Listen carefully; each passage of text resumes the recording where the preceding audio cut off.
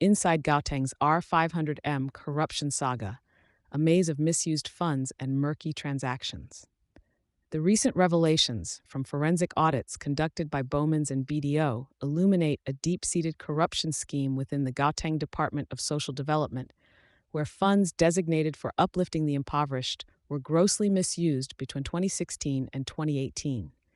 The Sustainable Livelihoods budget, intended to provide essential services like school uniforms and food parcels, was instead diverted into a labyrinth of fraudulent transactions involving high-profile government officials and private companies.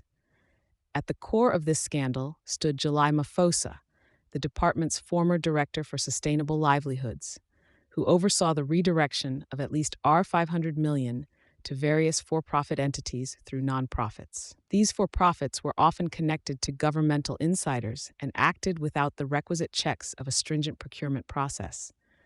Notably, companies like Ubanyoninko, Pink Power Trading, and Masinya Trading, linked to former departmental HR director Amanath Sorju, collectively received over R60 million for supplies that were commissioned purportedly for public benefit. Sorju, describing Mafosa as a friend, defended the transactions as legitimate despite clear conflicts of interest and the dubious routes taken to award these contracts. The situation complicates further with Mafosa's sudden resignation in 2018, which was closely followed by the withdrawal of all charges against him, leaving many questions unanswered. Another alarming aspect of this widespread abuse of power is the manipulation of nonprofit organizations set up to facilitate these corrupt dealings. Entities like Murithi Wasachaba and Kagisano, directed by insiders like Pule Malopo and Pio Bokomo, were pivotal in maneuvering substantial funds intended for public use into selected private pockets. Invoices, contracts, and email trails outlined in the Bowman's report paint a clear picture of premeditated fraud.